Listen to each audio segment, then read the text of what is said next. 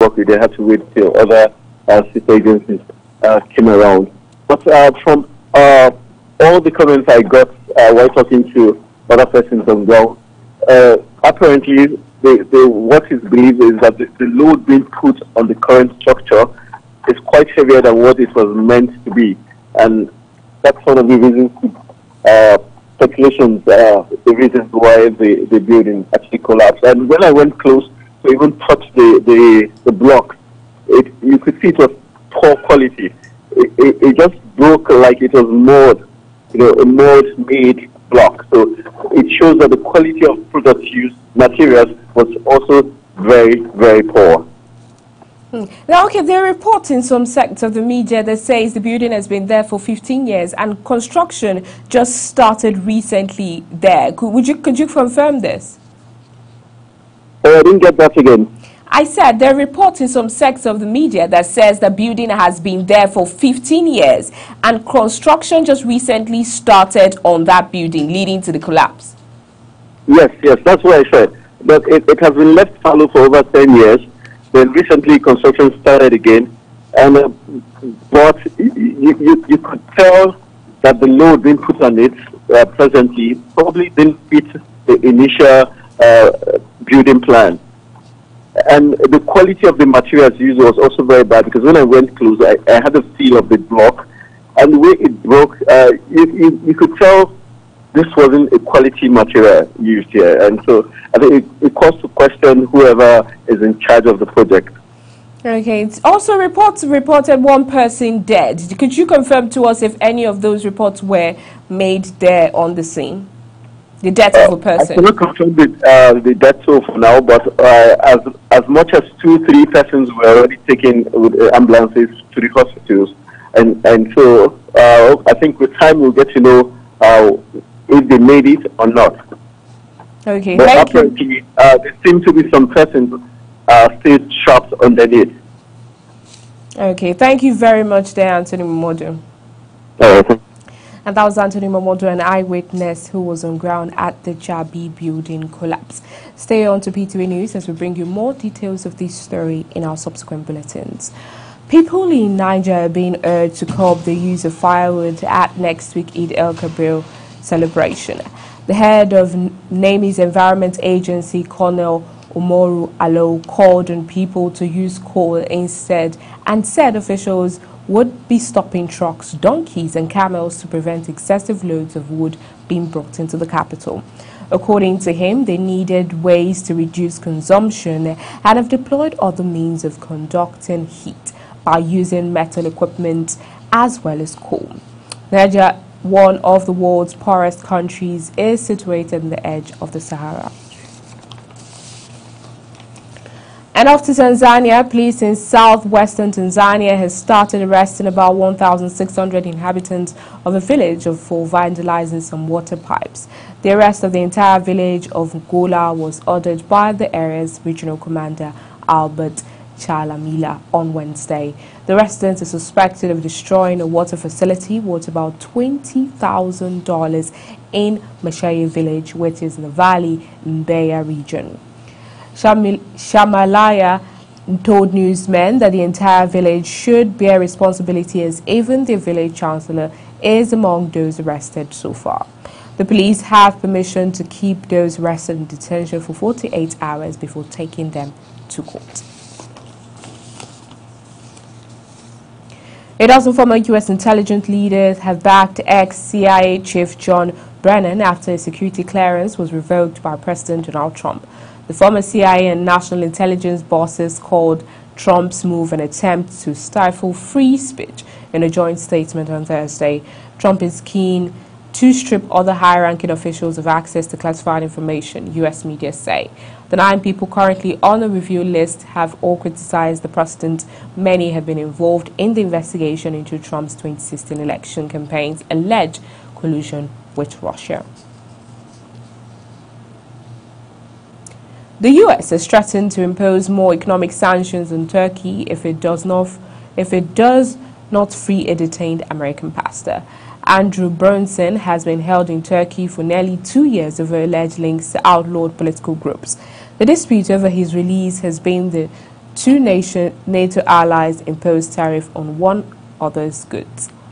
This was worsened, and a crisis for Turkey's currency has erupted. The lira, which has lost about a third of its value against the dollar since January. The crisis has prompted widespread selling in other emerging markets, sparking fears of a global crisis.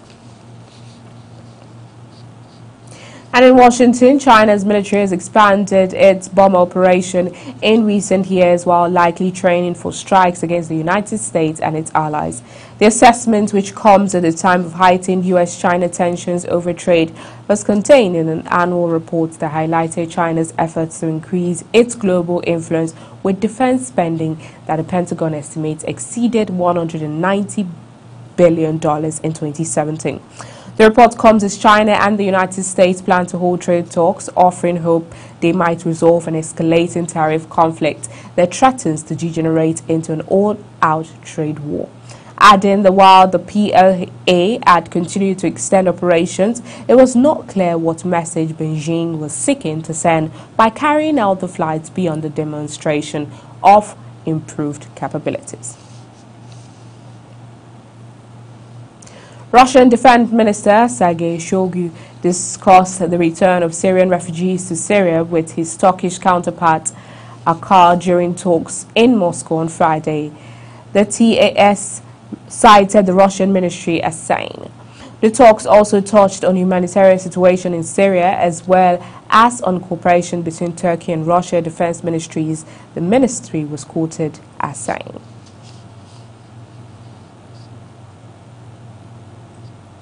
And in Pakistan, former cricket star Imran Khan has been elected Prime Minister of Pakistan in a vote at the country's National Assembly. His PTI party won the most seats in July's election, setting up Khan to become Prime Minister with the help of small parties more than 2 decades after he first entered politics. He'll be sworn in on Saturday. Khan, 65, will inherit a country with a mounting economic crisis, and he has vowed to create a new Pakistan. The charismatic sports star, who captained Pakistan to a World Cup victory in 1992, has long shared his celebrity playboy image and now styles himself as a poised, populist anti-poverty reformer. He ran an anti-corruption platform that pledged to improve the lives of the country's poor with an Islamic welfare state. You're on to PTV's World X. It's time for a quick break. More stories thereafter. Do stay.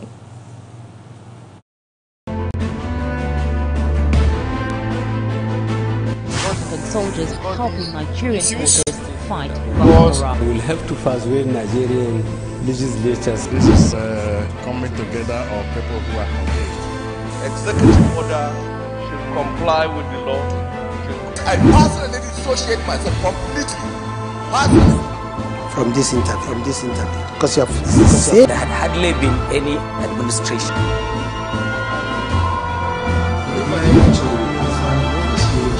Practitioner will explain the end of justice under the law. No religious body in Nigeria validate the claims by the INEC chairman.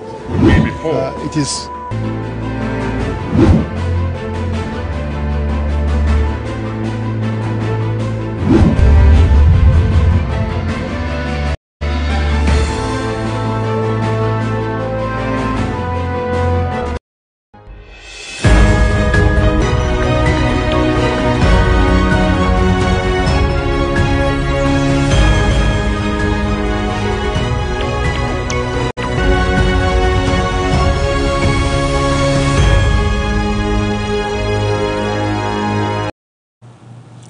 Thanks for staying. Tributes have been pouring in for former Indian Minister Atal Bihari, who died aged 93. Bihari is being treated for age-related illness in the capital Delhi AIIMS hospital. Thousands of people lined the streets to pay their respects during his funeral procession amidst tight security. He served as a Prime Minister 3 years between 1996 and 2004 and was instrumental in making India a global nuclear power. He was also one of the founding members of the Hindu nationalist Janata Party, which currently governs India. Former Prime Minister Narendra Modi Members of his cabinet and other political leaders gathered at the BJP's headquarters in Delhi, where he was laid in state to pay tribute. Still in India, at least 324 people have been killed in flooding in the southern Indian state of Kerala, a regional chief minister says. Rescuers are battling torrential rains to save residents, with more than 200,000 people left homeless in camps. The state government said many of those who died were crushed under debris caused by landslides. With more rains predicted and red alerts in place, the main airport has reportedly been shut until 26 August. Hundreds of troops have been deployed to rescue those caught in the flooding, alongside helicopters and lifeboats to rescue those marooned. The United Nations spokeswoman Alexandra says the United Nations has invited the Yemeni government and the Houthi movement that controls most of the north to peace talks in Geneva on September 6th. United Nations Special Envoy for Yemen, Martin Griffiths, is trying to negotiate an end to the 3-year conflict, which has killed more than 10,000 people and pushed Yemen to the verge of starvation. And in Malaysia, the Correspondents Club in Malaysia tried that the new government's move to repeal a fake news law in line with a promise made during this year's election campaign. Under the bill that has rushed through April by the previous government of former Prime Minister Najib Razak, those guilty of creating, offering, publishing fake news could be fined more than $100,000 and jailed for up to 6 years. Najib, who was in the ruling National Front coalition that has been in power since Malaysia gained its independence in 1957, was ousted by Prime Minister Mahathir Mohamad in a shocking election defeat in May. And in the Philippines, a passenger plane operated by China's Exim Air veered off a rain-soaked runway after landing at Manila's main airport, disrupting flight schedules on Friday due to a temporary runway closure. All 157 passengers and 8 crew aboard the Boeing 737-800 were on hand, according to the airline and the airport authorities in the Philippines capital. An investigation was underway to determine what led to the accident late on Thursday. Images of the plane operated by Yemeni Air, a subsidiary of China's Southern Airlines, showed it next to an airport perimeter fence with the left wing touching the ground. The plane misapproached on its first attempt to land and lost control with the control tower on the second attempt when it skidded off the runway after touching down, said Ed Montreal, the general manager at the Ninoy Aquino International Airport. And on the Business Forum Index, a teenage boy from Australia has pleaded guilty to hacking into Apple's network and downloading internal files, according to reports. The 16-year-old accessed 90 gigabytes worth of files, breaking into the system many times over the course of a year from his suburban home in Melbourne, reports The Age newspaper. It says he stored the document in a folder called Hacky Hack. Apple insists that no customer data was compromised, but The Age reports that the boy had accessed customer accounts.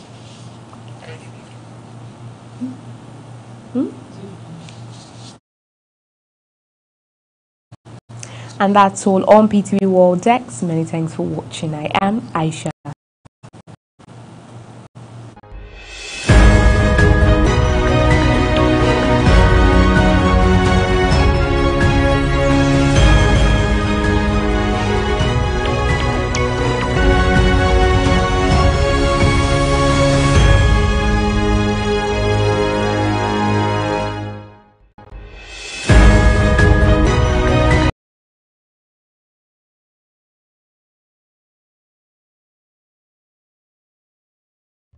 Ni ne mai suna Tukur Sani daga Kajuru local government Kufana. Gaskiya mu a garin nan Kufana community duka muka taro muka zauna muka yi meeting game da matsalan hanyar nan. Wannan rafin nan mun kai kuka a wajen hakimi da shi hakimi ya ce to wannan matakin nan shi zai rubuta ya kai ma local government daga wurin kuma sai member na skip wani kungiya ne na zaman kanta shi ma wani member ya zo ya shigo da wannan budget na wannan gadan nan tun da dadewa amma har yanzu ba mu samu cin gaba game da wannan hanyar ba har ila yau muna kan rubuta letoti mun ma rubuta letter waɗanda sun ma fi so 10. This is how we in Kufana, Kajuru local government, Kaduna State, now sit down, look. A classico, I tell you, my 3 points is clear. Yes. They go watch match.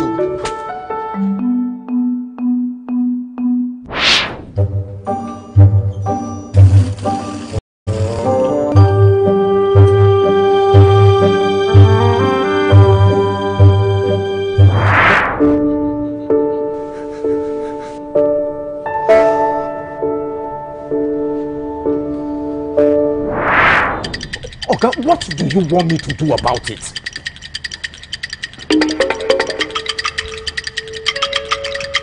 Give us light. That's the only thing you've been saying since you came into my office. Maybe your work be that. No, it's my work, but see. Our government fit do their work if we self do our own work. No just sit down. Carry wetin dey worry you, go meet who suppose solve am.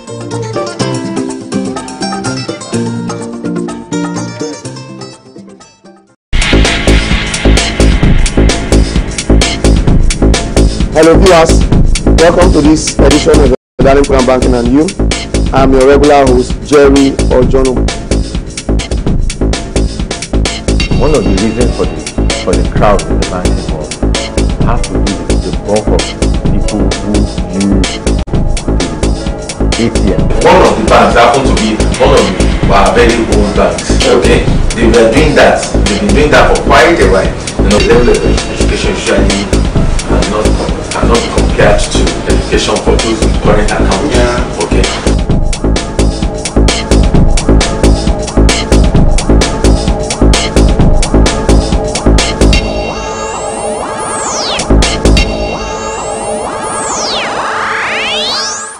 Tribal mark is the scratching, etching, burning or cutting designs, pictures or words into the skin as a permanent body notification or modification.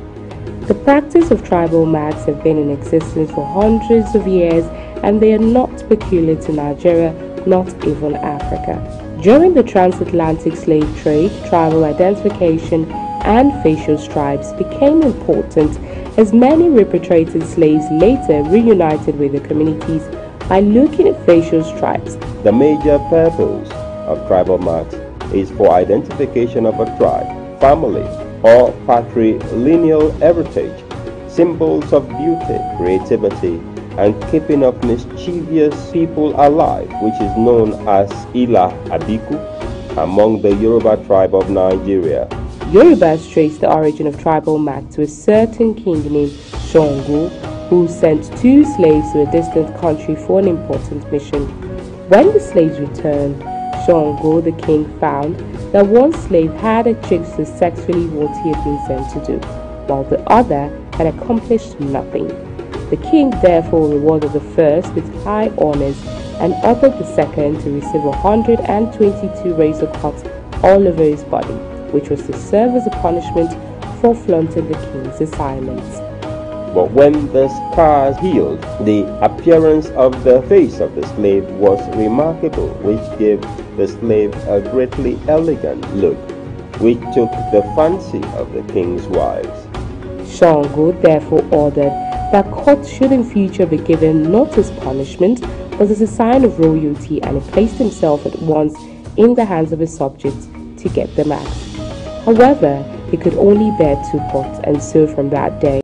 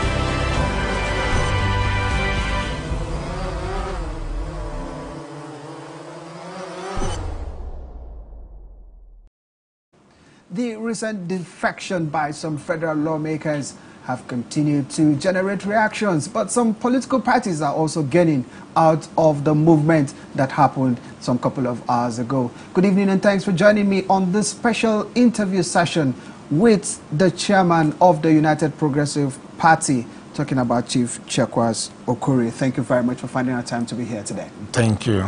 Yeah, Chief Chekwas, it's been a while that we really had of you like we used to while you were with the All Progressives Grand Alliance, APGA.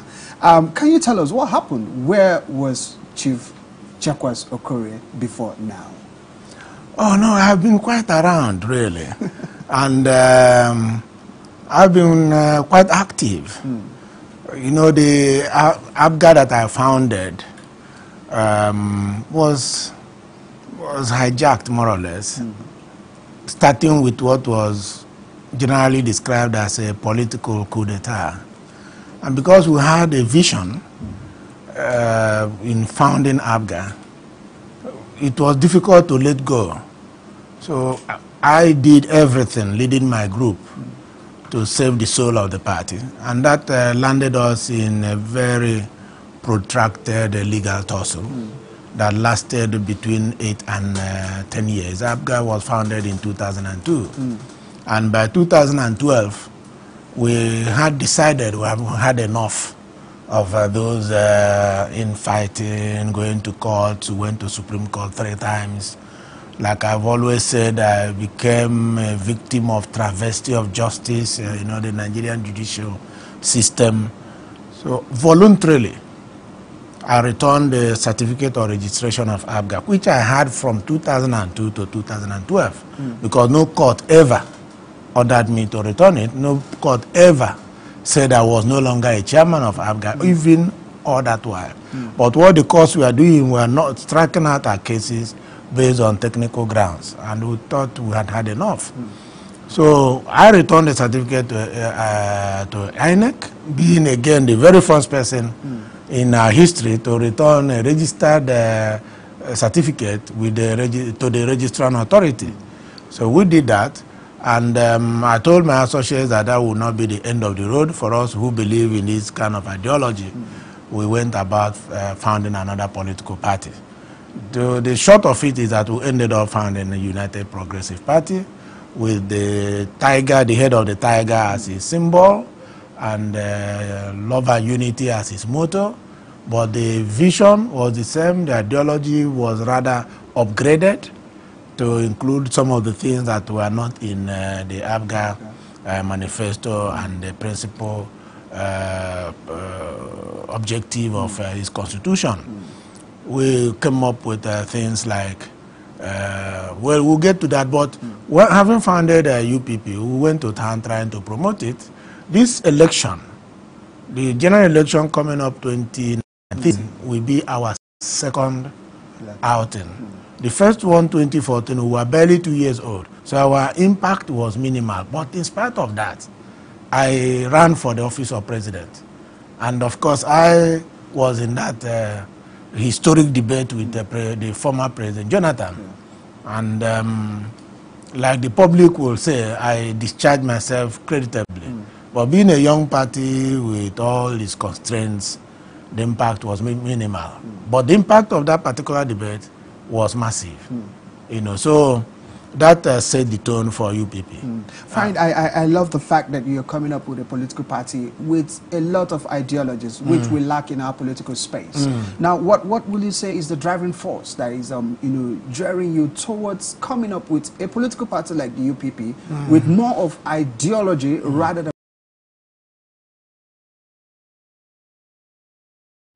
in this country, we have never really had political parties that were built on very strong ideological inclination, that will have practically nothing to do with where one comes from or the religion one professes. So we knew it was not going to be easy being almost radical without being rascally. And being change is one thing that most people resist, even as the ruling party now has made it its own mantra. But the extent it has changed anything is left for the public to assess. So what we embarked on was actually and remains a radical departure from what used to be. For example, we were looking at a country that will have self-determination of all its ethnic nationalities built into its constitution and all that. Don't forget, these things remain social contract until we are in power to implement them. But at least the public will know this is the way we are thinking, this is the vision we have. And we even see self-determination as superior to the restructuring that everybody is talking about today. Still, we are also very key, well keyed into the issue of restructuring of Nigeria to a state of true federalism. We talked about referendum, a situation where any section of the country may opt to exit from the country should it feel that it is not wanted. And we have found out that where you have referendum in their constitutions, and there are so many countries like that, not many countries, in fact, no country has broken up as a result of having referendum. Instead, those who run the countries get a bit circumspect, knowing that the components that make up the country have options. That's exactly the situation in Ethiopia today. Ethiopia was in internal fight, in fact, a civil war for over 30 years. But by the time the matter was resolved by the intervention of so many countries and organizations, the United Nations, the AU and all that, they had a new constitution that has provided for what they call exit clause. And in that exit clause, what will, if you invoke it, if any section of the country tries to invoke it to exit, then a plebiscite will be conducted. And that is a referendum in another word. And because it is there, Ethiopia had been generally quiet. No section has invoked it. Then you look at Canada, for instance. The people of Quebec have had at least 2 referendums to exit from Canada. But in each case, the Canadian government will make more concessions to the people of Quebec, the French-speaking people of Canada. And they will say, well, with these extra concessions, it's better to be in a bigger body than to leave. And so twice, their referendums did not work. They didn't vote yes to exit. Of course, the Scotland is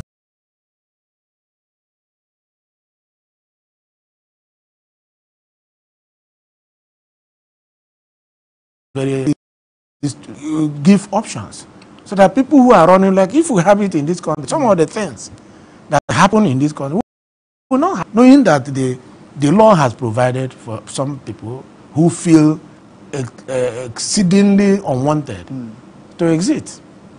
So you have that. We also have devolution of power. We have been canvassing the issue of state police and community policing for a long time, for as long as the UPP had existed. And if we have had that, the security challenges we are having and the security nightmare Nigeria is passing through will never have happened. It would have been nipped in the bud, it would have been checked, because those who are going to man their various places are from those areas. They know the terrain, they know the faces, and so on and so forth. They understand their cultures and traditions and religions. And so nobody will be suspecting the other of wanting to overrun it. So these are some of the things that are they are not in any of other party constitution or manifesto that we are promoting. It's not been easy to market it, but today some people have been beginning to give you some listening here. For instance, the issue of electronic voting.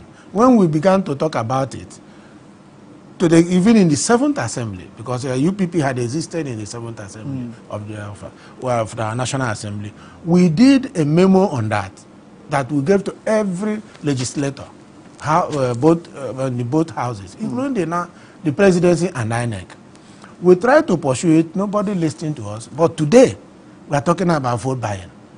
We are talking about poor participation in the electoral process. Because nobody wants to come out and expose himself to danger. But if you had electronic voting, you can vote from anywhere in the country.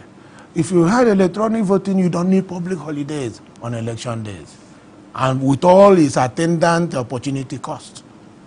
If you had electronic voting, you don't have to have restricted movements. If you had electronic voting, you don't have to have all these so-called sensitive materials you carry about. There will be no ballot box to carry. But are we ripe for all of this? Oh yes, because we already have the PVC, we have the permanent voters card, is electronically generated. The voters register is electronically generated. So all the infrastructure for electronic voting is in place. All you need to do to have the legislation to do it. In fact, the NEC said the only thing holding them back was the necessary legislation because it's not in our laws yet. And if we do that, of course, who will go from house to house? Like a Kitty election, they had about, from the figures, they had about 50% participation, and it's considered massive. Yes, because it's actually massive relative to what had happened in the past, 20%, 25%. But with electronic voting, you'll be talking about 90% participation because people will vote. If you look at the elections we have today, all the elite or not so elite do not come out to vote. But they are the ones who make all the noise in the social media and go to the press and speak all the grammar. But to come out and use their vote to decide who represents them or not, they won't do that because they don't want any discomfort. But with electronic voting, you have no reason not to vote and vote your conscience. And then campaign will be more robust because you will now begin to say what people want to hear. Not like now we go for a rally, we ask people what did they say at the rally, or they'll tell you, oh, Two-Face was wonderful, the dancing was fantastic. But what did the politicians say? They told, no, they came out and they were quite regal in their uniforms and danced well. That is not what a political rally ought to be. A political rally ought to be a place where you come and advance what is contained in your social contract and what you will do better than the people you want to replace. And the people will go and assimilate that, look at the antecedent of the person making the promises, the party, what it represents. I'll give you an example now. A particular presidential aspirant is going about saying, giving the opportunity, he will restructure Nigeria. But the party he belongs to has not one sentence on restructuring. So how will he now implement what the party has not agreed on? Doesn't add up. So all of these things have to be considered in even assessing a candidate. The party, the platform you are using, what does it represent? Wow, Chief Chekwas Okorie, I can tell you that ideology, I think for me, from your submission, is the key to achieving dividends of democracy and to electing credible candidates into political offices. Now, let's look at what happened yesterday. Were you surprised at the defection of some federal lawmakers from their party, supposedly to be the ruling All Progressives Congress, to other parties? Were you surprised when you had the news? No, I was not in the list because I had also long predicted that the journey to 2019 will be characterized by the realignment of political forces. What I didn't quite know, because I am not God, is what nature it will take. But whether there will be realignment of political forces, that one was very certain, and we did not mince words. We said it regularly, and we saw it coming. Another one that we said and has come to pass, that looking at the composition of the APC, the way it came about, that an implosion was inevitable. And of course, that implosion has happened. Now, as for the movements, some are genuine, can be rationalized. Some are not so genuine, they are basically on personal interests. You may say I'm being a bit selfish here, but I can tell you that when we gained Honorable Tony Nwolo into the UPP, everybody was excited home and abroad. Because this is a political platform that has always given opportunity to young people. And his accomplishment in initiating and sponsoring that bill successfully, that has now become an act of the National Assembly, following the president's assent to it, has made him more like a beautiful bride and a role model to the youths. And the UPP when we encouraged P2B, of course, it's the same dramatis persona. P2B was in Abga, which I founded.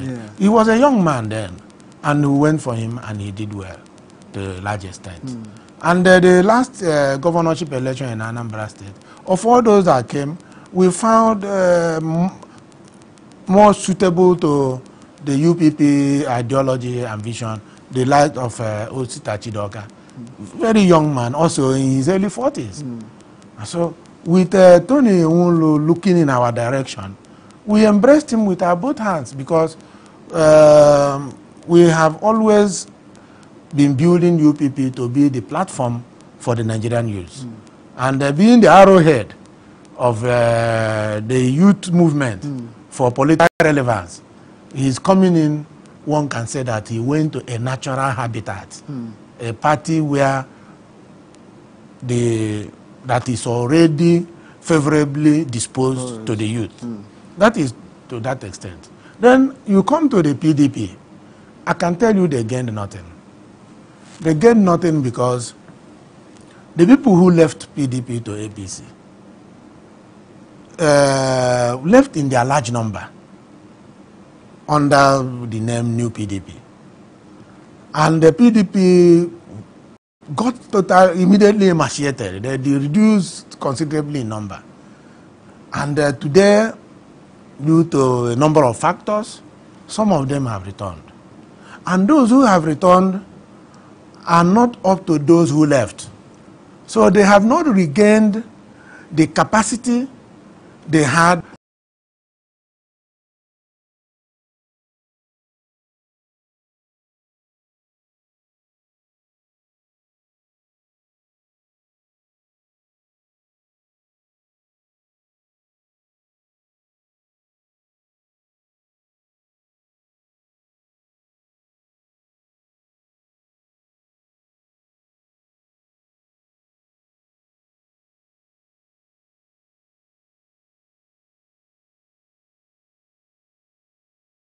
Than even the PDP, to come back on stream and make new friends and see how it will go. But what PDP has done is to create room for its own implosion that is impending. I say so because they have so very openly and excitedly informed the people, that public, that these people from the National Assembly have been offered automatic tickets. As a party administrator, I know that is a dangerous thing to say, because there are people who have been with PDP, come rain, come shine, helping to build, hoping that tomorrow will be better. And now, these other ones are coming with an offer of automatic tickets. This is clearly a typical case of the biblical prodigal son. Father's goodwill, and then later came back to be given a red carpet reception.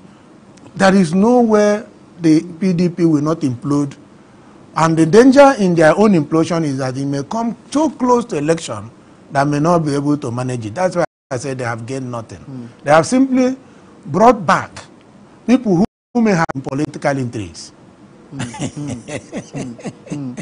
Your analysis is quite apt, and Very, very sharp, if you ask me. I hope political watchers out there will take precautionary measures to, ensuring that this implosion you have rightly painted, will not happen. But who knows? Maybe that will also give the UPP another opportunity. Now, were you surprised along the way when Honorable Tony Nwulu decided on his own to decamp from the opposition PDP to the United Progressive Congress? Were you surprised? Or there were consultations before Definitely. Nobody just walks into a political party blindfolded. There were consultations, but it's not all the consultations that have been made that have resulted to some fruition. But be that as it may, when eventually it materialized, we got excited, reaching out to us, very resourceful persons too. But led by Rochas Okorocha and the PDP also. We also heard of some very big names, with interest, in running for the governorship seat. We have very, very strong hope of winning Imo State, actually, because Imo is a politically sophisticated state. I'm from Abia State. If I'm from Imo, one will say I'm praising my state.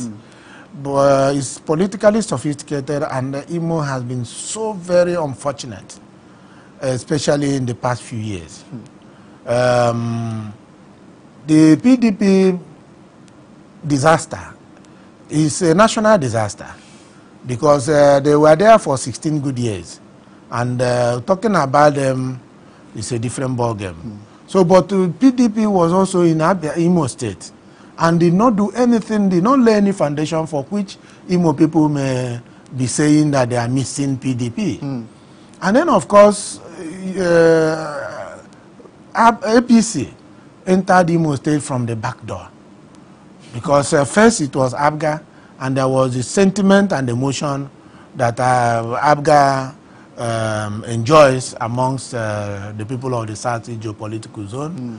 And he was a beneficiary of that sentiment and emotion. And I mean, Rochas Okorocha. As soon as he became governor, he began to,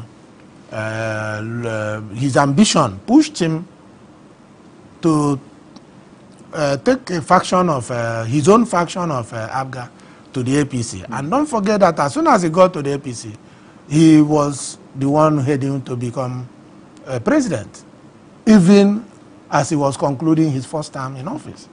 And what did he do? He used his son-in-law to give him the nomination of the APC in Imo State, who held the nomination while he went to contest for president, and failed in the, he went through the entire hog, and went through their presidential convention, primary election, and lost.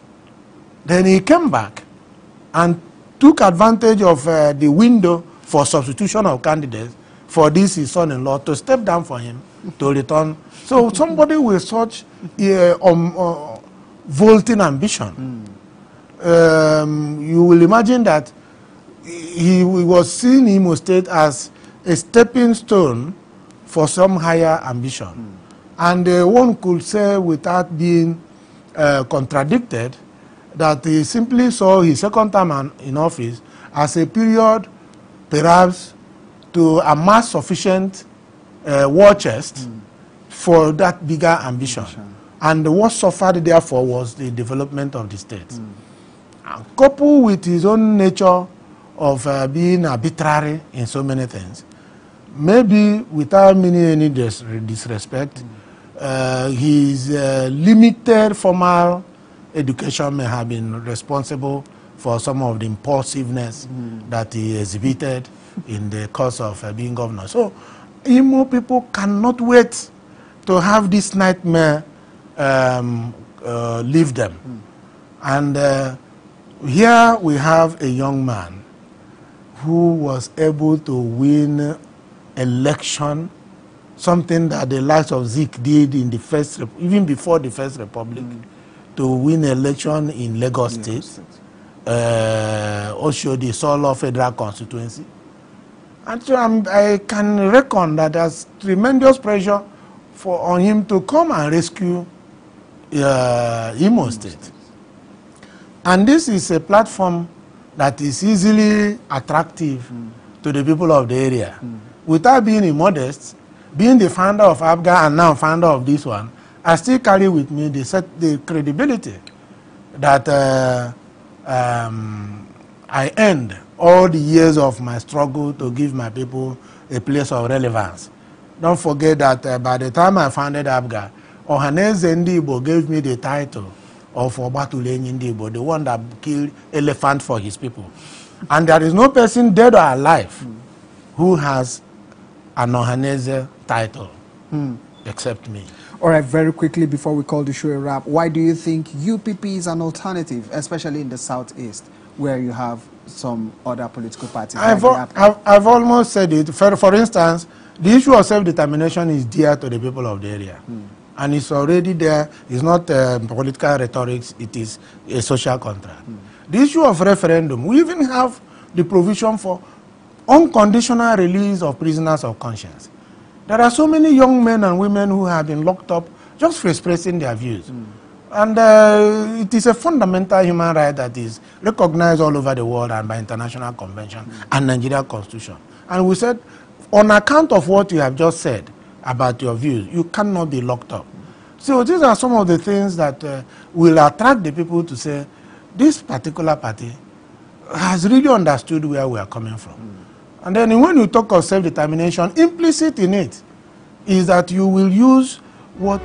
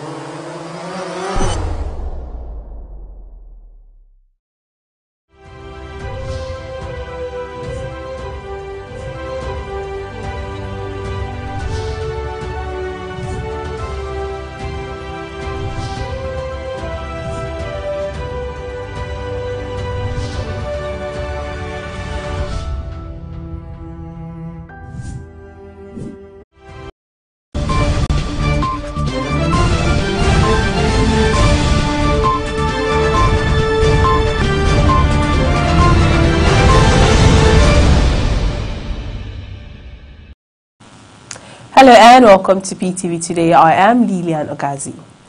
A building under construction has collapsed in Abuja. The collapse occurred at about 2 p.m. The building is located at Jabi Junction, close to a popular plaza in the capital city. However, 8 persons have been rescued while 1 person lost his life.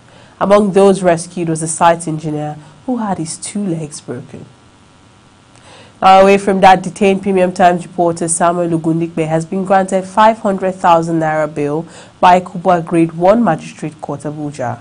Ogundikpe was also directed to provide a surety he must be resident within the court's jurisdiction. Ogundikpe, who was represented in court by Jide Ogunye, met the bail conditions, had been released. The Nigerian police force had said Ogundikpe was being investigated and prosecuted for theft and unlawful possession of restricted and classified documents. He was arrested on August 14th for alleged publication of the Inspector General of Police interim report on the investigation on the former Director General of DSS, Lawal Daura. Daura had authorized operatives of the DSS to lay siege to the National Assembly. The Department of State Service has tendered evidence against Bayelsa journalist Jones Abiri before an Abuja Chief Magistrate Court. This was at the instance of Chief Magistrate Chukwuemeka Okafor, who is keen on knowing the basis for Aburi's detention. Aburi's lawyer, Samuel Ogala, is now expected to take a look at the evidence in order to enter a defense on the lone charge of criminal intimidation. The magistrate has since adjourned the matter to September 5th, 2018. The United Progressive Party is not prepared to field any presidential candidate in the 2019 election. UPP National Chairman Chekwa Sokore disclosed this at the end of the party's National Executive Committee meeting in Abuja. It, however, hopes to reveal which of the political parties it would back in 2019. The party is also exempting young people under the age of 30 from paying for nomination forms for other elective positions. Emmanuel Bagudu has the details.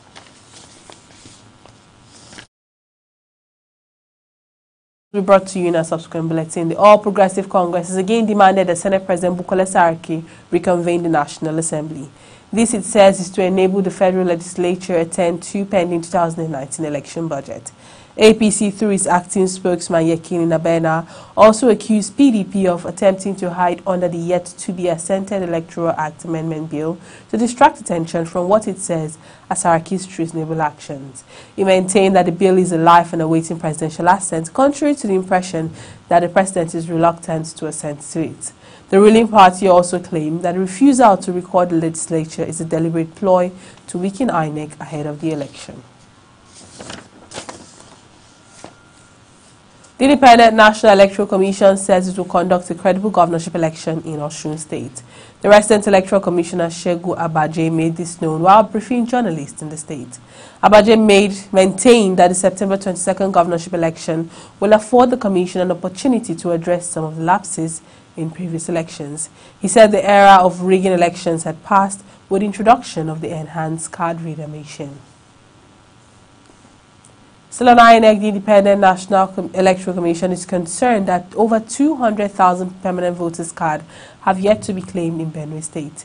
It is, however, prepared to set up its enlightenment campaign to ensure that more eligible voters show up to pick their PVCs.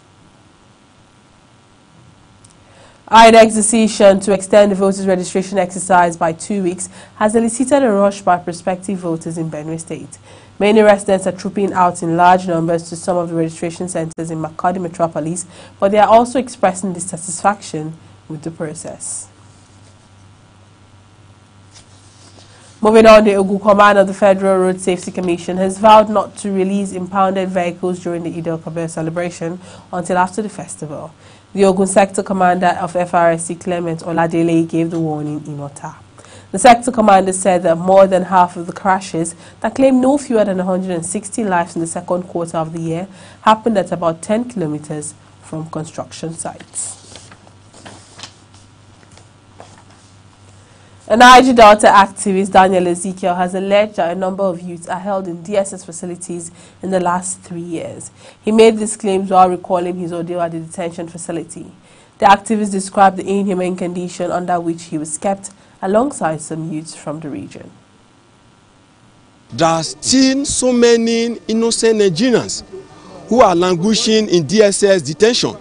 To be precise, as I'm talking to you, 48 Niger Delta youths are in DSS custody for the past 2 years.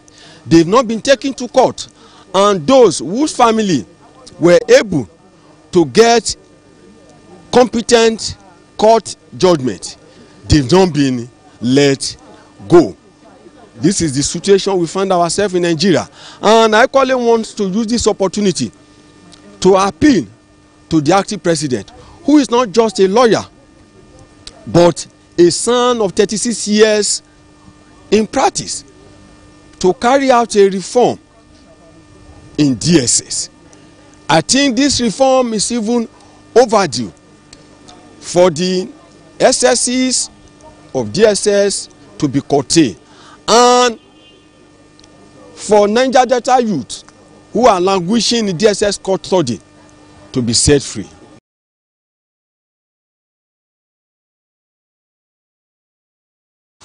Operatives of the National Drugs Law Enforcement Agency in Gombe have arrested 46 suspected drug barons in the 8 months. The state NDLEA's Commandant Aliyu Adole disclosed this in an interview. He said operators of the agency also confiscated about 230.34 kilograms of banned psychotropic substances between January and August 2018.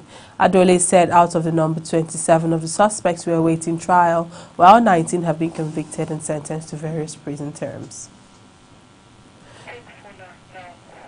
Now joining us via live telephone is Daniel Waboso, who is currently at the collapsed building site here in Abuja. Hello, Daniel. Thanks for joining us. Hello.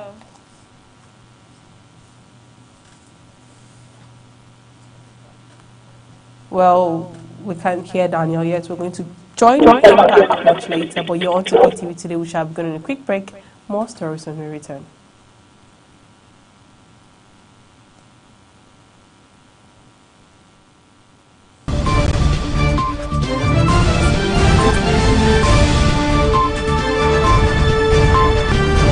I'm not getting anything.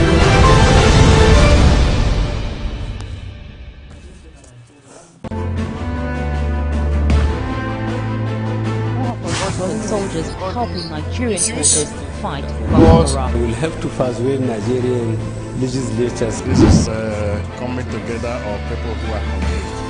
Executive order should comply with the law. I personally dissociate myself completely. Personally. From this interview, because you have said there had hardly been any administration.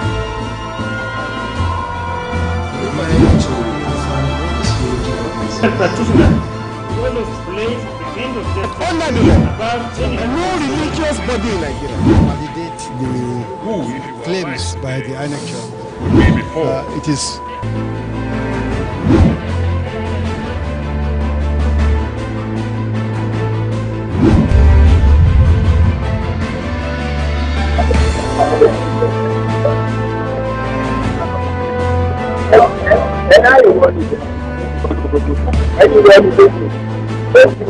Soldiers helping Nigerian soldiers fight Boko Haram. We will have to persuade Nigerian legislatures. This is coming together. What's going on now? Executive order should comply with the law. I personally dissociate myself completely. Because you have said there had been any administration.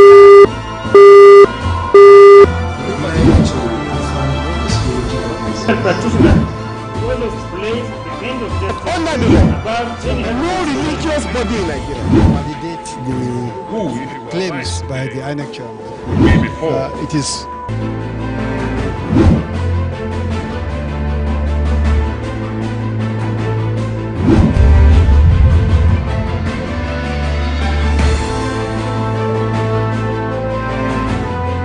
My name is Corps Commander Wobin Ayubagora.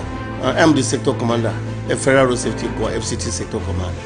For latest information about road safety and security, watch People's TV.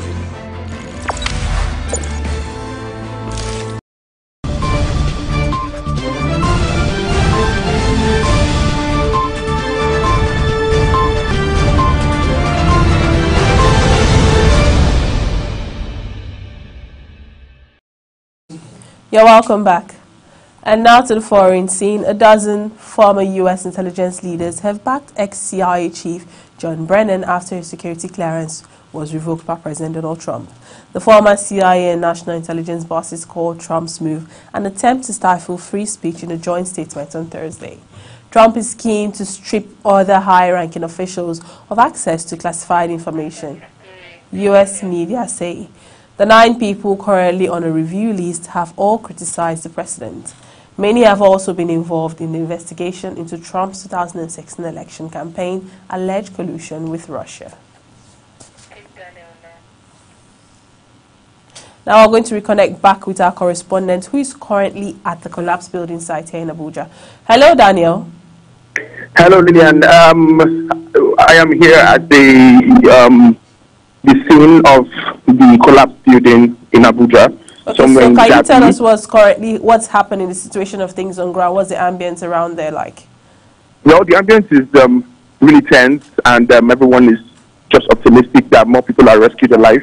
6 people have been rescued, 1 confirmed dead, and 5 alive. We have the men of the VIO here, the office. We have the road safety here as well, with all their trucks to assist.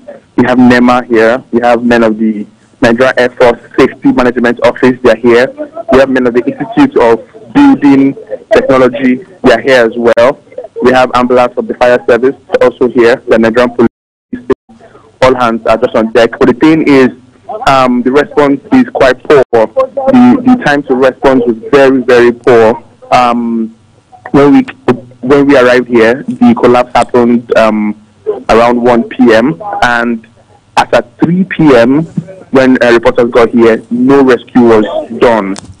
It was quite an hour ago that trucks began to come around and rescue began, and 6 people were rescued, which one is feared dead. But in the rubble, there are still more people alive, which they're trying to, rescue. They have cordoned off the roads that lead to that area, thereby causing a bit of traffic jam around the Jabi area. It's after Rukaya Plaza by the Jabi Motor Park Junction. Just a stone throw after that, you find the place where the building collapsed. But we've just been addressed by the officer in charge of the Air Force Emergency Management Response, who has said that they're still working, and all hands are on deck to ensure that more people are rescued alive. The owner of the building actually has not been reached, according to reports. And when asked, the security people are refusing to talk about who the owner is or what will be done. But everyone is just trying to see how many more can be rescued. That is what is going on here right now. The people who are not happy about it, the people around are really, if not for the security presence, I'm sure we would have had a situation here, but they are really, really not happy with the response level, and you can see in their agitation.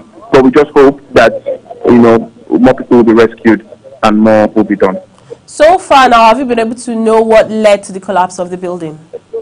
Well, yes. When we asked the men, they refused to go into that, although we are yet to approach the members of the Institute of Building Technology to talk to them, but they are refusing to answer on what led to the collapse of the building, because they are in their response, they are saying that they are only here concerned to rescue people and not talk about who the owner is or what led to the collapse of the building. And we have asked that question, and nobody has given any viable response. So what is the current situation at the scene now? Okay, currently there's just so much tents everywhere. There's so much tents. Everyone is just optimistic and filled with tension, hoping that more people will be rescued. That's so far so good. Apart from those 6 that was rescued over an hour ago, nobody else has been rescued. They are just moving debris up and down, trying to see what's happening. But for over an hour now, nobody else has been rescued. So what is the condition of those that have already been rescued? Because we got a report here that the engineer at the construction site had his legs were broken. What is the health condition of those that have been rescued? Yeah, we just have one who was critically down. That is the engineer. 4 others were safe, while 1 dead. In total, it was 6. Okay. Thank you very much, Daniel, for this insight. You're welcome. So we look forward to having further information from you in our subsequent bulletin. Well, that was Daniel Waboso at the site of the collapsed building here in Jabi, Abuja. Now, going back to our foreign news, the U.S. has threatened to impose more economic sanctions on Turkey if it does not free a detained American pastor. Andrew Brunson has been held in Turkey for nearly 2 years over alleged links to outlawed political groups. The dispute over his release has seen the 2 NATO allies impose tariffs on one another's goods. This has worsened a crisis for Turkey's currency, the lira, which has lost about 1/3 of its value against the dollar since January. The crisis has prompted widespread selling in other emerging markets, sparking fears of global crisis. And in Washington, China's military has expanded its bomb operations in recent years while likely training for strikes against the United States and its allies. The assessment, which comes at a time of heightened U.S.-China tension over trade, was contained in an annual report that highlighted China's efforts to increase its global influence, with defense spending that the Pentagon estimated exceeds $190 billion in 2017.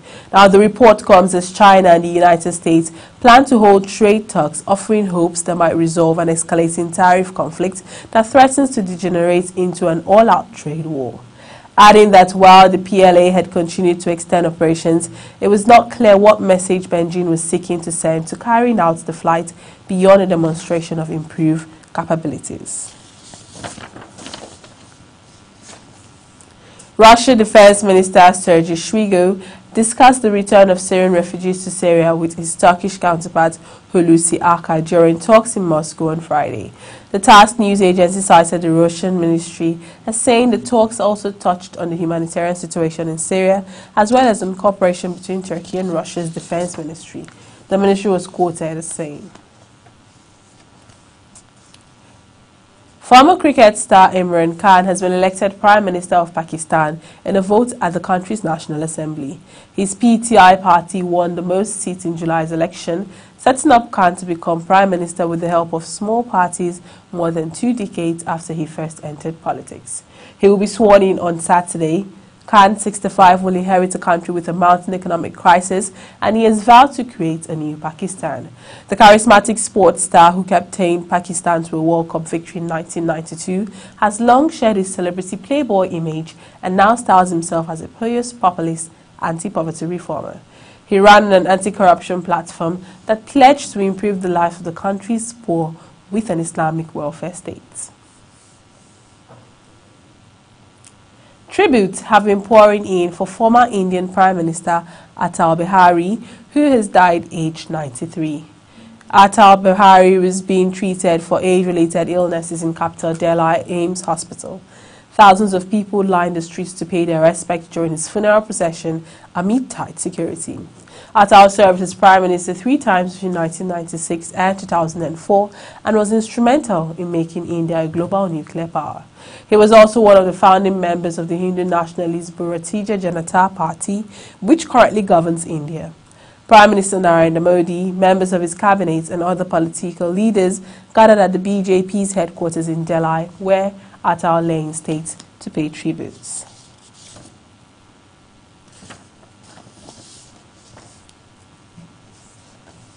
Moving on now.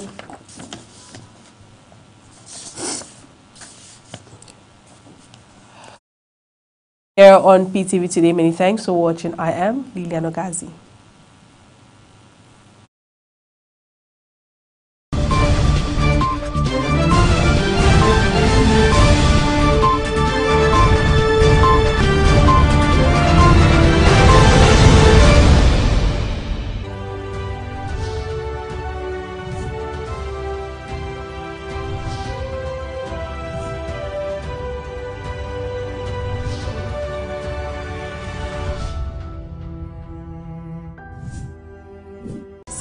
On Facebook, like our page and share our posts at People's TV NG. On Twitter, follow us at PTV_NG. Follow us on Instagram at PTVNG. Watch and subscribe to our YouTube channel, People's TV. Visit our website, www.ptvng.com. Subscribe now and join the conversation online. People's TV, people's preferred station.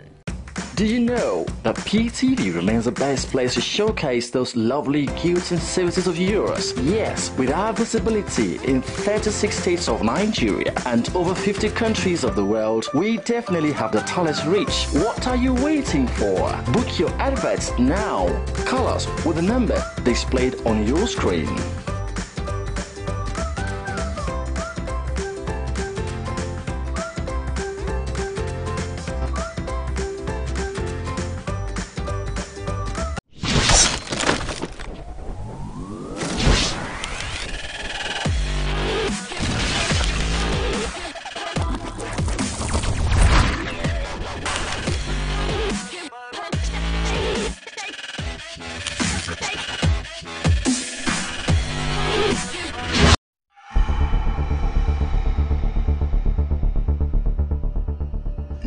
watching People's Television, your people's preferred station, powered by you.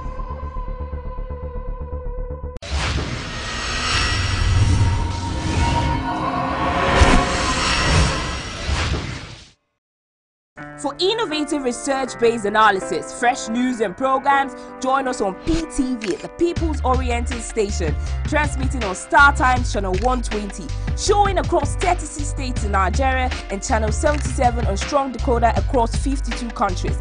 Yes, you asked for it. Now you have the best of television. You can also follow us on our social media platforms showing on your screen. People's Television, powered by you.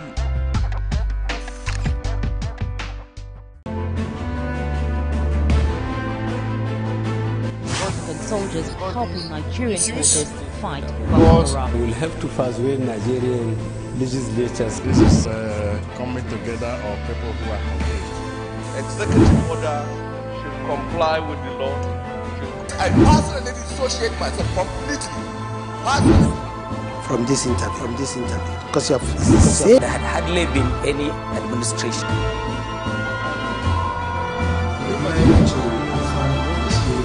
Practitioner will explain the end of justice about any no religious body in Nigeria validate the claims by the INEC chairman. It is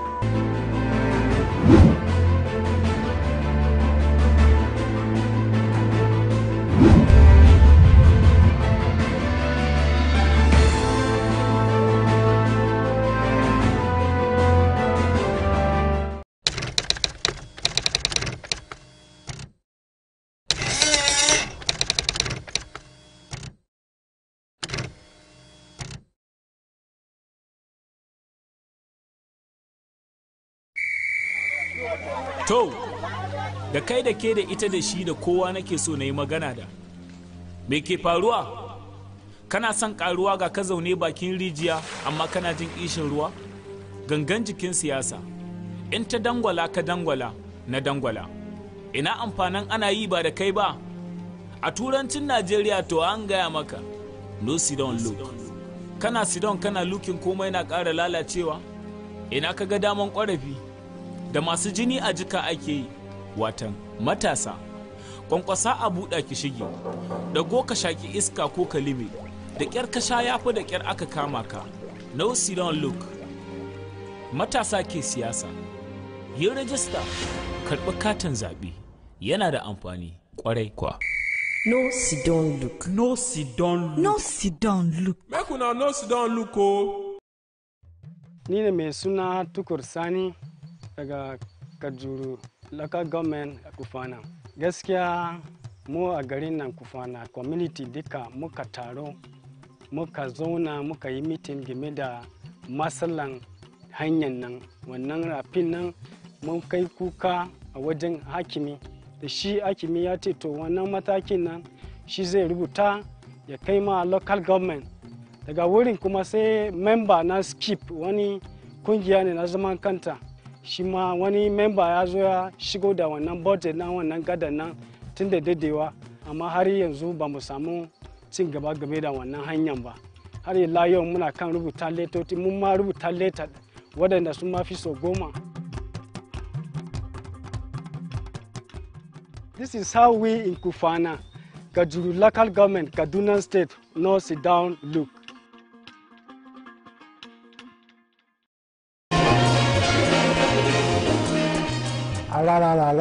My name is Femi Anikula Kokuti. This is just to tell you, beg you, plead with you. Don't let anybody lure you into being violent.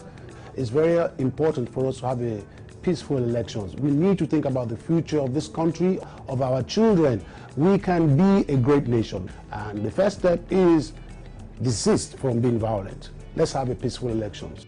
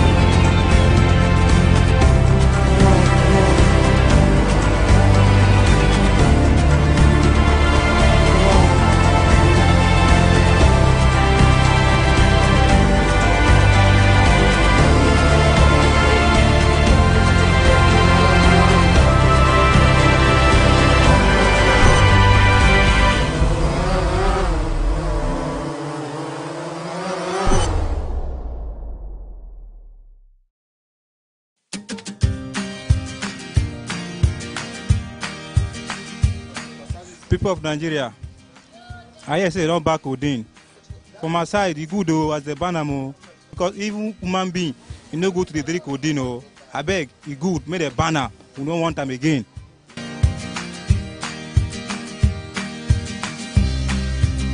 A lot of Nigeria youth that have been taken into codeine have caused a lot of havoc to them, even to the society in general.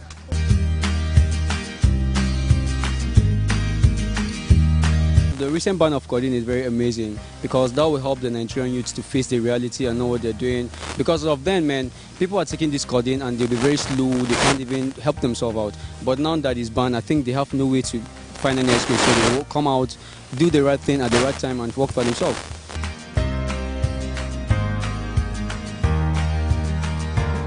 I feel happy about the ban of codeine in Nigeria because it has caused so many harms to our youth out there. They over-abuse it. For those it may affect, they can go for other alternative of cough syrup. It's not only codeine that is in Nigeria that is cough syrup.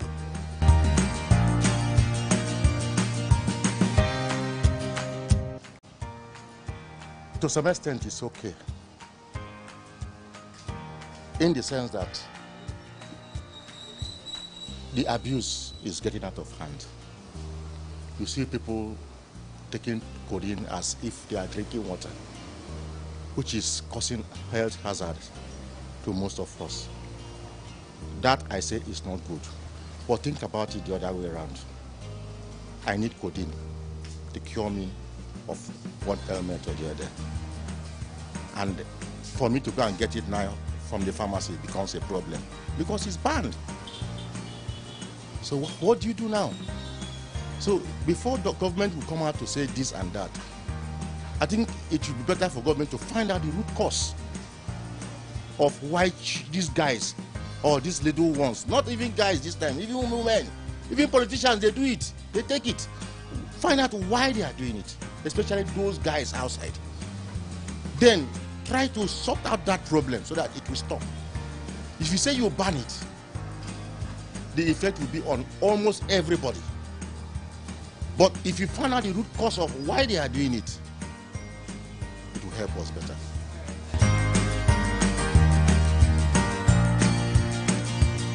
I think the recent ban of codeine is one of the most positive things this government has done so far. And it's a very, very good thing because it will actually curtail drug abuse.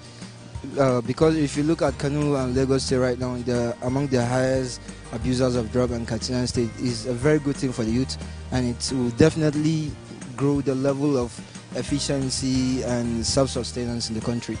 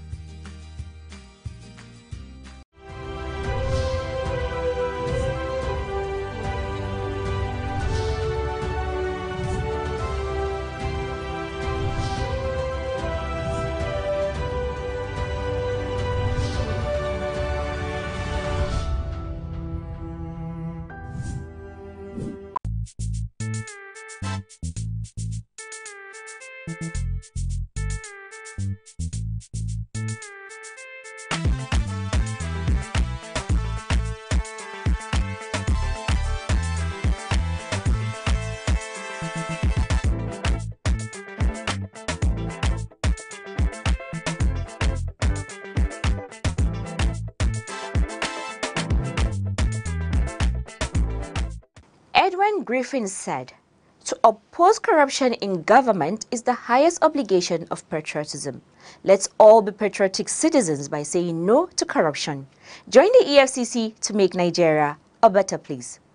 Hello and welcome to another edition of The Eagle. My name is Aisha Muhammad. Imagine a society where everything works. Durable road networks, stable electricity supply, portable water, well-equipped and functional healthcare facilities, quality education for all, affordable housing schemes, social security benefits, job creation, and a lot more that makes life comfortable to live. That is an ideal society. We can only achieve these if we all play our part. Say no to corruption to enjoy these benefits. Kill corruption to save Nigeria. This message is from the Economic and Financial Crimes Commission, EFCC. On the program today, Magu calls for citizens' participation in the anti-corruption fight. 1.6 billion naira fraud court dismisses Dudafa's no-case submission. 10 persons bag 5 years jail term for illegal oil deal. Court convict Estaraba Special Advisor on Revenue Matters for 5.4 million naira fraud. This and more reports will come your way right after this timeout.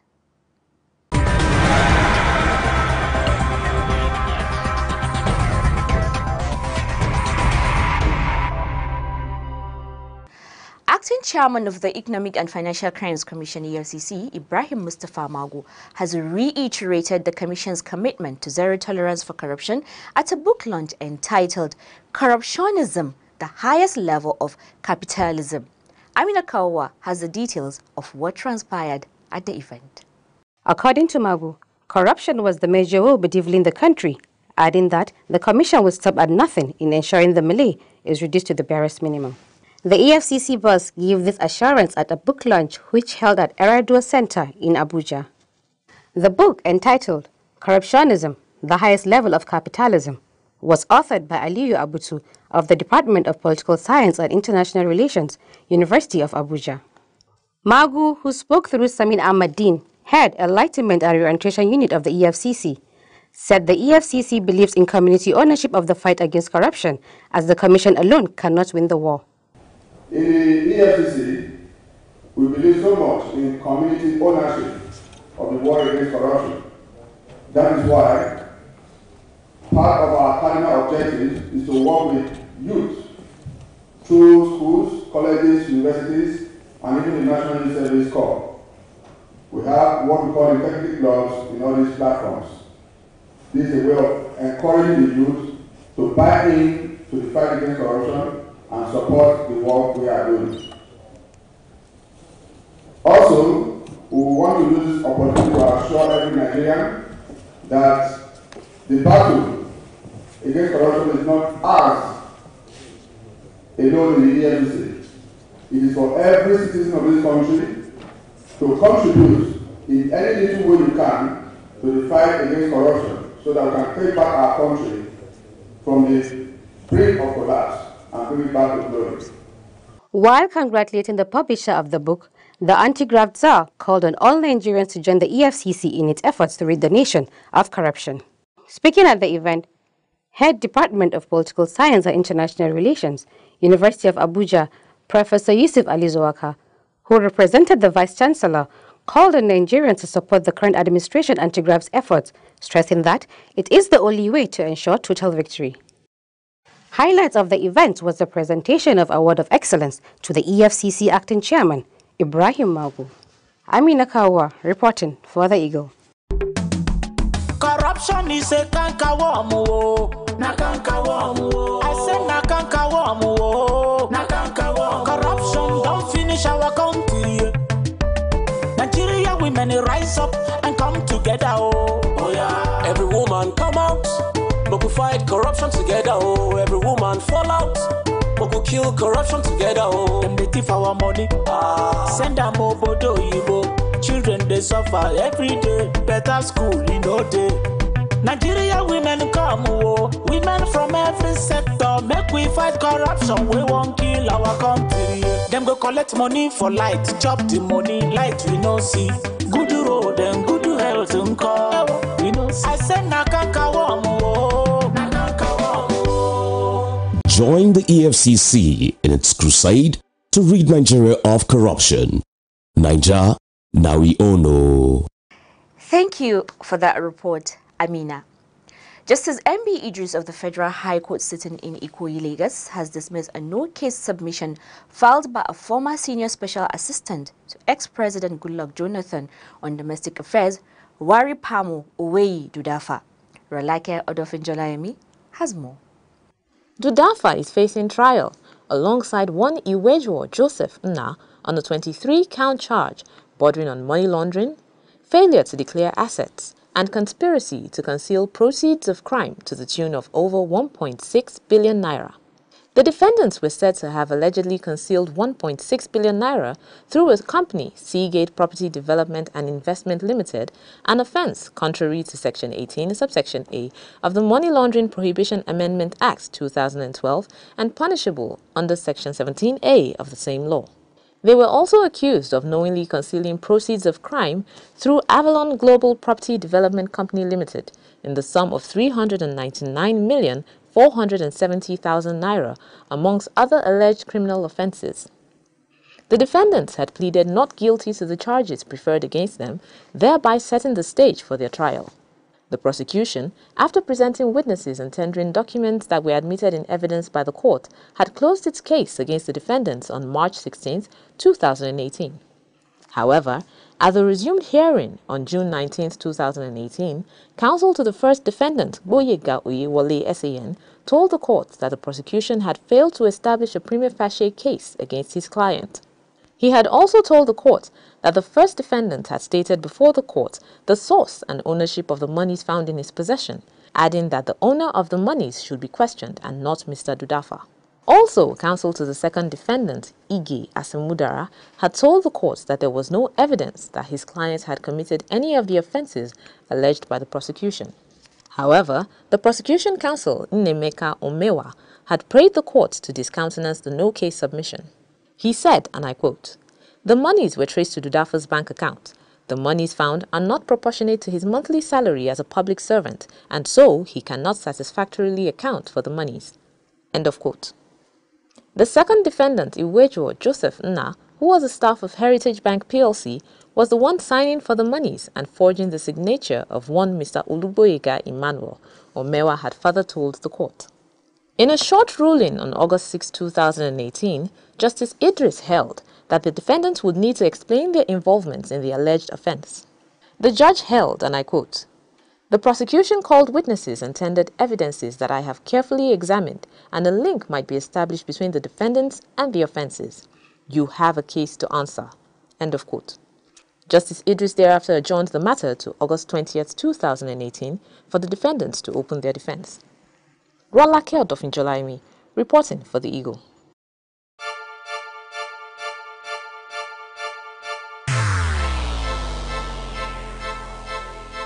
Corruption is dishonesty and illegal behavior by people in positions of trust. A public office is a public trust. Do not abuse positions of trust for private gains. Stay away from corruption. Nigeria is a great nation, and it is our responsibility to make the country greater. If you notice any act of corruption, please report to the EFCC via info@efccnigeria.org or call 09 904 4751 or 09 904 4752. You can also call 09 904 4753. This message is from the Economic and Financial Crimes Commission, EFCC. The Economic and Financial Crimes Commission Lagos Zonal Office has secured the conviction and sentencing of 10 persons and a vessel, MVPs, for their involvement on an illegal oil deal before Justice Muhammad B. Idris of the Federal High Court sitting in Ikoyi, Lagos. Amina Kawa completes the story. The convicts are James Abaton, Wasiu Abdul Owonikoko, Patrick Ame, Johnson Ademola, Felix Otto, Chigozie Oweke, Olusalisu, Jomo Gadagbe, Kule Oba Shahid Rashid Adio, and a vessel, MVPs. They were intercepted about 5 nautical miles off the Lagos Fairway Bull by the Nigerian Navy ship Ikot Abasi on April 4, 2015 on suspicion of illegal dealing in petroleum products and handed over to the EFCC for prosecution. The convicts were subsequently arraigned on July 23, 2015 on a 3-count charge bordering on conspiracy and illegal dealing in petroleum products. In the course of the trial, the prosecution presented witnesses and tendered several documents that were admitted in evidence by the court. Delivering his judgment, Justice Idris held the prosecution had proven beyond reasonable doubt the offense of conspiracy and illegal dealing in petroleum products leveled against the convicts. He said, "It is beyond dispute that the prosecution had proven that the convicts loaded AGO aboard the vessel without appropriate license, which they also admitted in the extrajudicial statement. He therefore found them guilty as charged. The convicts were each sentenced to 5 years imprisonment on counts 1 and 2 of the charge and 2 years on count 3. The sentences are to run concurrently." Amina Kawa reporting for The Eagle. Imagine a society where everything works.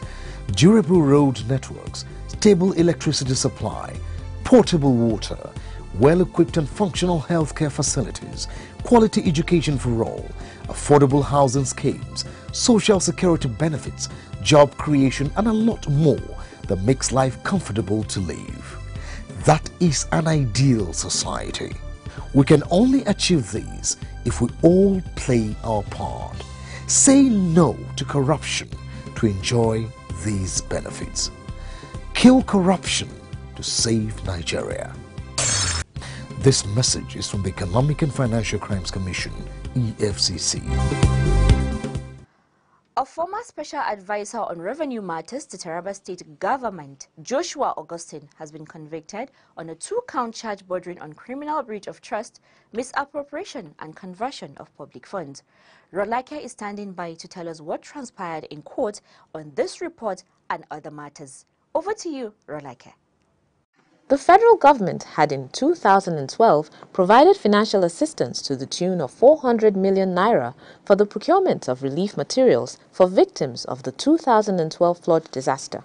2 committees were set up, to which Augustine was appointed to lead one of them. He was accused to have between October 20th, 2012 and December 29th, 2012 as Secretary of the Procurement Subcommittee A, Northern and Central Zones, dishonestly misappropriated the sum of 4,702,580 naira out of the total sum of 214,795,870 naira.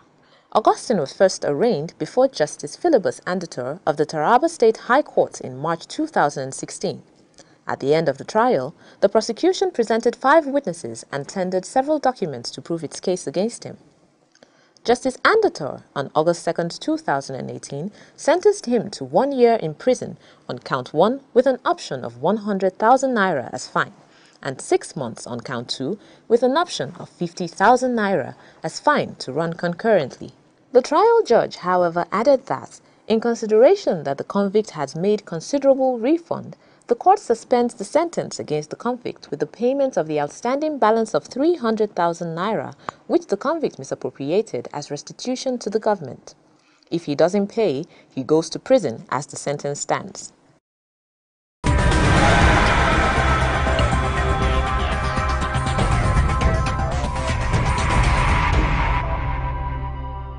In a related development, the trial of Abdullahi Mohammed, a businessman arraigned before Justice Philibus Andator in June 2018 on a 9-count charge of criminal breach of trust and forgery, has been adjourned to October 30th, 2018, due to the inability of the defense to perfect its appearance. Mohammed was entrusted with grains by one Alhaji Jibrin Maida, but allegedly disposed of the items and diverted the money to personal use. The defense counsel, led by Issa Buba, told the court that he was not in a position to proceed with the case as his brief was just perfected that morning. He said, and I quote, "I have also not been able to interview the defendant to prepare for his defense," end of quote. He thus pleaded with the court to extend the interim bail given to his client in order to perfect his bail conditions. Prosecuting counsel Francis Jibble did not oppose the application, saying that though the application lacks merit, he hoped the defense will learn the right way in the profession. The trial judge thereafter adjourned to October 30th, 2018, noting that as the defendant is not ready to go on and has not been able to perfect his interim bail conditions granted to him, he is to be remanded in the Jalingo prison. Rolake Odofinjolaimi, reporting for The Eagle.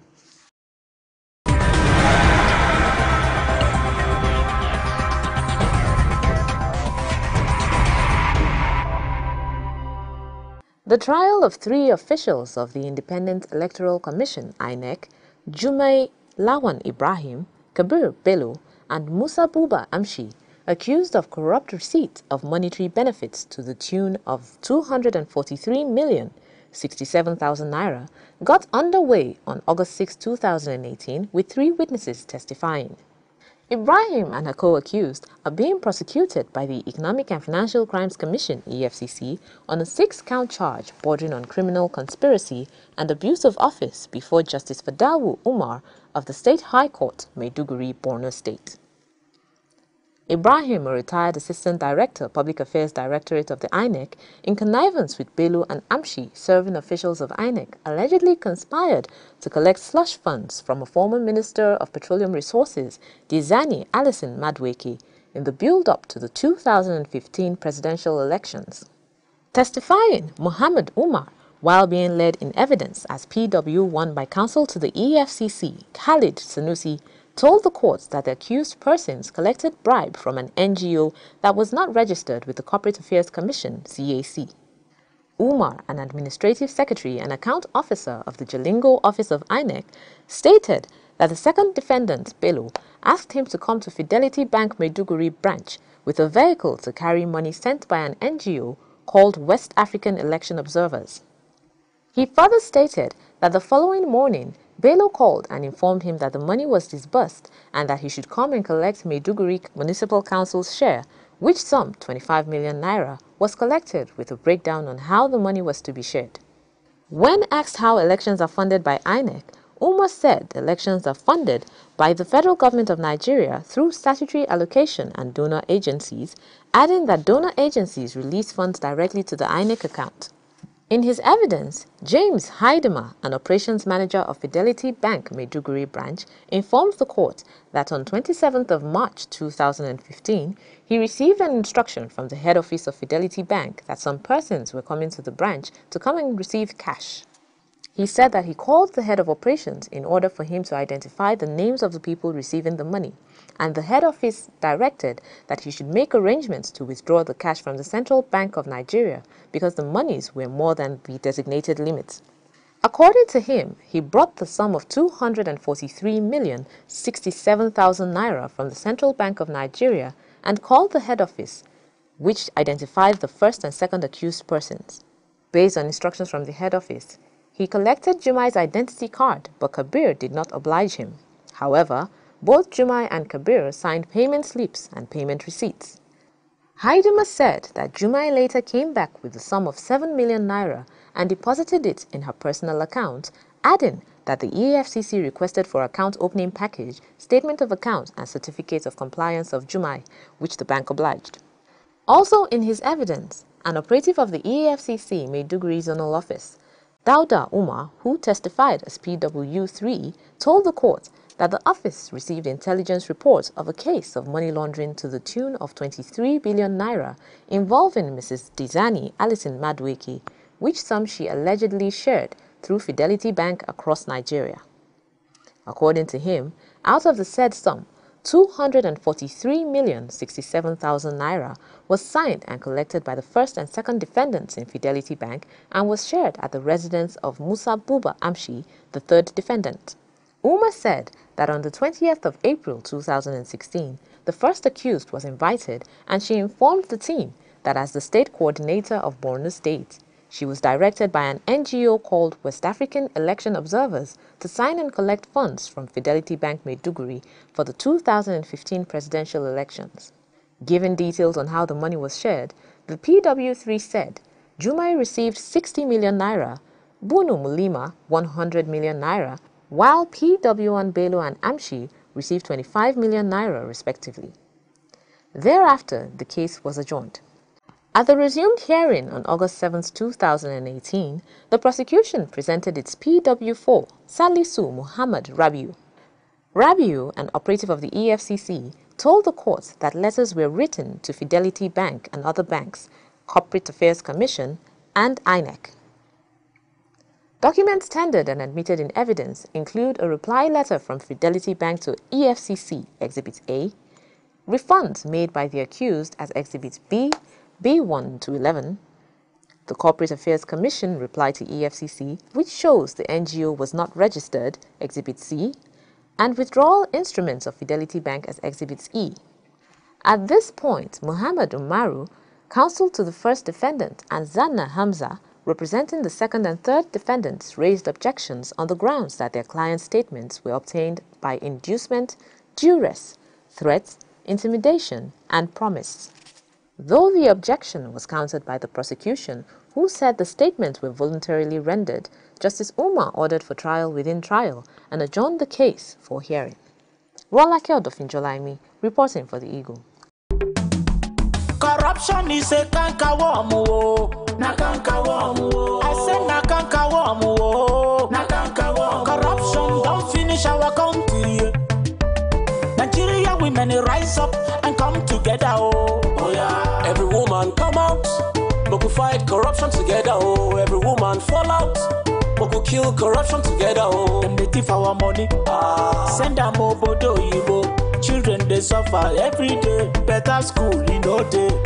Nigeria women come, oh. Women from every sector, make we fight corruption, we won't kill our country. Them go collect money for light, chop the money, light we no see.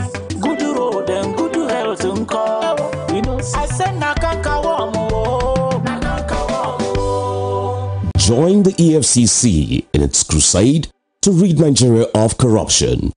Naija, now we all know. And with that, we've come to the end of today's episode of The Eagle. You too can be part of this program by sending your inquiries and suggestions to The Eagle at efccnigeria.org or search for us on Google Plus at Official EFCC or Official EFCC ng@gmail.com. You can like our page on facebook.com/Official EFCC or follow us on Twitter at Official EFCC. And of course, you can visit our Instagram page at Official EFCC. To watch our programs and other activities, please log on to youtube.com/Official EFCC. My name is Aisha Muhammad. Always remember that a public office is a public trust, and do not abuse positions of trust for private gains. Goodbye, and God bless Nigeria.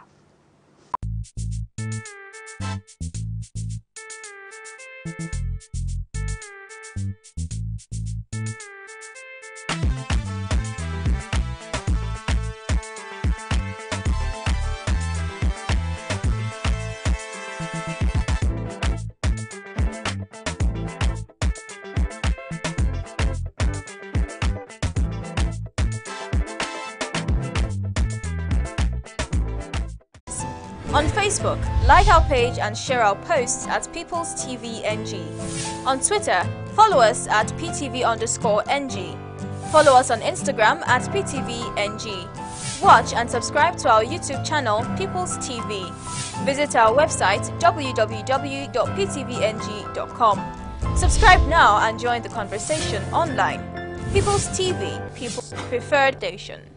Did you know that PTV remains the best place to showcase those lovely goods and services of yours? Yes, with our visibility in 36 states of Nigeria and over 50 countries of the world, we definitely have the tallest reach. What are you waiting for? Book your adverts now.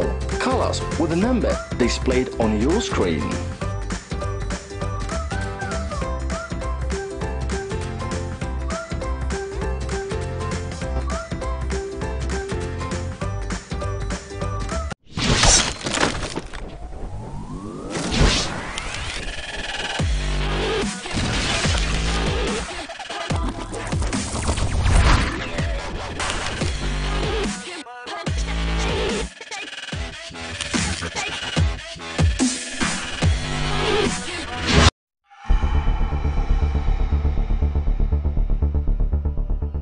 You're watching People's Television, your people's preferred station, powered by you.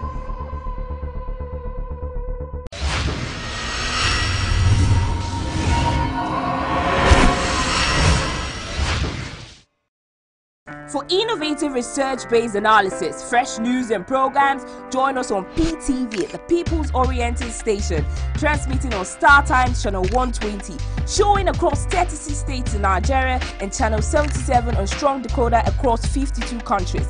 Yes, you asked for it. Now you have the best of television. You can also follow us on our social media platforms showing on your screen. People's Television, powered by you.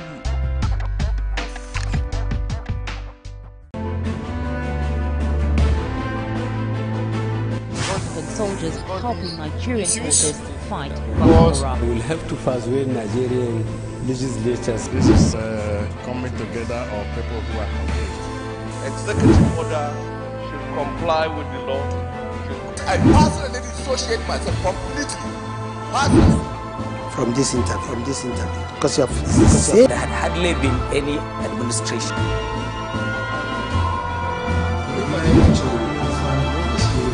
Practitioner will explain the end of justice under the law. No religious body in Nigeria validate the claims by the INEC chairman. It is.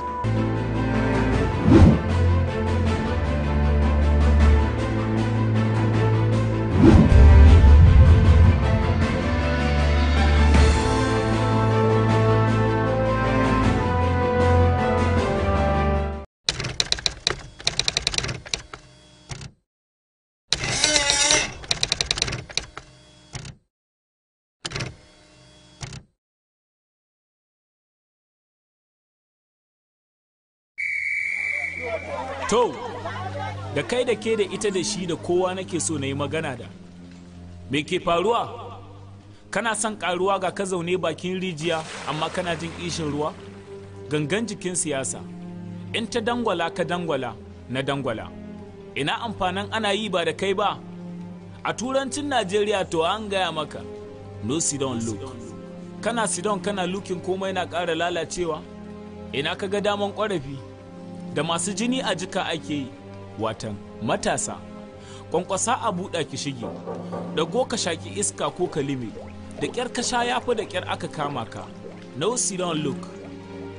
Matasa ke siyasa, yin rajista, karɓi katin zaɓe, yana da amfani, ƙwarai kwa.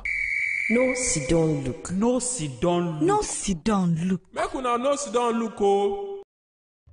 Ni ne mai suna Tukur Sani daga Kajuru local government Kufana.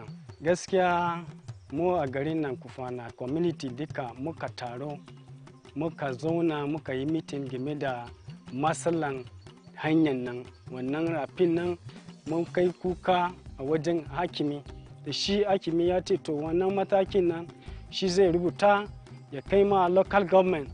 Daga wurin kuma sai member na skip wani kungiya ne na zaman kanta, shi ma wani member ya zo ya shigo da wannan budget na wannan gadan nan tun da dadewa, amma har yanzu ba mu samu cin gaba game da wannan hanyar ba. Har ila yau muna kan rubuta